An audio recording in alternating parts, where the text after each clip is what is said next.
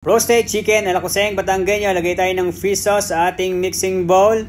Then, soy sauce, ground black pepper, brown sugar, smoked paprika, nagpapadagdag linamlam at lasa sa ating chicken. Kalahating lemon. Ganyan po ang isa lang ating pagmamarinate ng ating chicken. Lagay natin ng garlic and onion. I-mekos-mekos natin siya para magsama-sama ang kanyang lasa at maging masarap ang ating roasted chicken.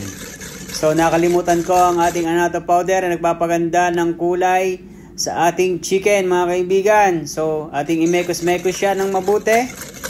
So after nyan, i-ready natin ang ating chicken. Hiwa-hiwain natin siya ng huwag kasyadong malalim para hindi maghiwa-hiwalay yung chicken natin, no? Para din manot ang lasa sa loob at labas ng ating manok. So ayan, after nyan, atin na siyang imemekos-mekos.